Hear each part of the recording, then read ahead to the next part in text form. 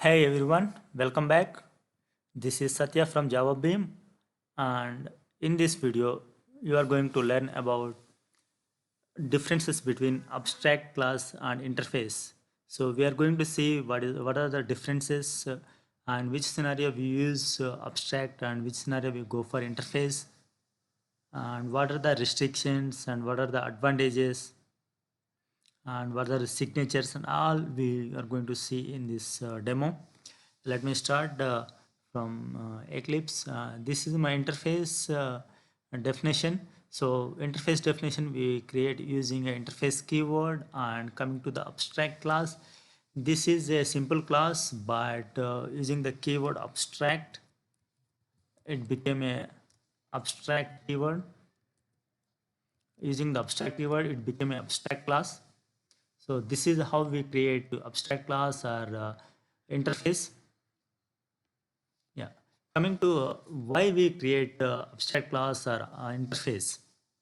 Interface is a 100% abstract. If you want to abstract and something like if you want to expose API or top level, you want to keep some generic things, you will create an interface. So you will create the skeleton or schema, or you can say some blueprint, so that classes will implement and all the classes will provide their different behaviors.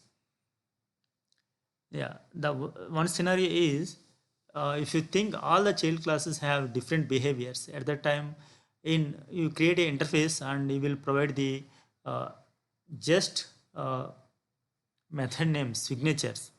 For example, like collections we see list or set, those are interfaces. Those having only abstract methods. There is no concrete methods inside a list or set interfaces. And those list implementations like array list or vector, they depending on their behavior, they have overridden the list methods like addition or deletion elements, retrieving. Those mechanisms has been implemented inside the implemented classes. And coming to the abstract class, there might be two scenarios where you can create an abstract class. One of the scenario is you have some abstract methods. Let's say I have a method, say something like say is a method, and I'm not providing any body, something like this. So at that time, in that case, I need to provide this method as abstract. I should keep this method as abstract like this. So at that time, we don't have choice. We have to create this class as abstract. If you want to create this class as abstract, it will complain that you need to provide the body for this abstract method. Unless you won't provide a body, you can't keep this as abstract, and this class also you can't keep this one. So we should declare as abstract for the case where we have abstract methods. Let's say I have implemented this method. At that time, we should not provide abstract key here. So we can remove this one. This is a concrete class. In this case, you think that people should not create object for this one. So you can keep abstract keyword so that this class is prohibited from creating the instance. If anybody want to create instance, the only way is they have to extend this class, and using the child class they can create the instance for child class, and they can use your behavior whatever you are writing in your methods. So those are the two scenarios where you go for abstract. And in top level classes in a project, you will create abstract class saying some of the behavior is abstract, means that is common, not common for everybody, not every class. And some of the behavior means some of the methods are common.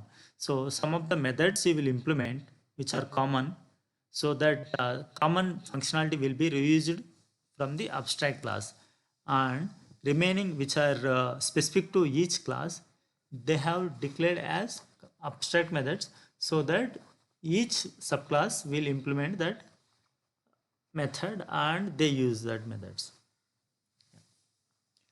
We'll see the differences. Like for abstract class, declaring a key abstract is a mandatory. In case of interface, even though it's abstract, we no need to keep abstract keyword. This is implicit. If we won't provide also, this is a abstract, 100% abstract, and keyword is interface we need to declare here. And in interface only we can provide abstract methods or static constants. We cannot provide instance variables. Coming to the abstract methods, we can provide a static variables or instance variables or constants, whatever we can provide. And the methods also, we can provide concrete methods or static methods or instance methods, whatever methods we can provide. Like let's say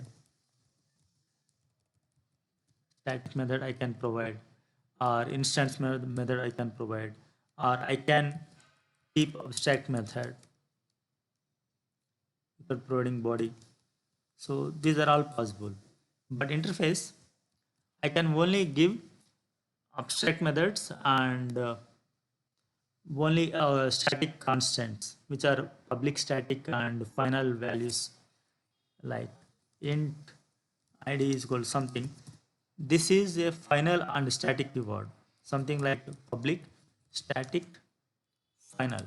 This is a signature.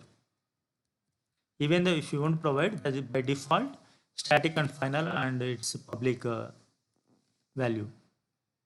Here we can declare the scope, like whatever the scope, private string id equal to so and so, something like this I can declare. So I can choose my scope here inside the class. One more thing is, even though it's abstract, I can create a constructor to initialize my variables. I can keep a constructor. So whenever child class instance is getting created, at that time superclass abstract class constructor will be executed and the instance variable will be initialized. Coming to interface, even if we provide a behavior like if we provide static methods or default methods or private methods, if you are using Java 8 or 9, still you cannot provide any constructor here because it is a 100% abstract and this interface need to be implemented, then only it can be used. Yeah, here it is 100% abstract and this is a partial abstract. Partial, yeah. Yeah, that's all about differences between abstract class and interface. And recap on what we have learned so far. We have learned how to create interface and how to create abstract class. And also we have seen the properties, what type of variables we create in interface and what type of variables we create in method. I mean in interface methods. And same way we have seen in abstract class as well, like variable creation and methods, and concrete methods or abstract methods we can create. And like even though if class is 100% concrete, still we can create a class as abstract based on our requirement. At that case the subclass need to be extended and only subclass can create instance for this. Yeah, that's all about this demo. Thanks for watching and please do subscribe my channel to get latest updates. And if you want to know about any concepts in Java or Python, please do give comment in below comment section for this video so that I can revert you with a video. Signing off.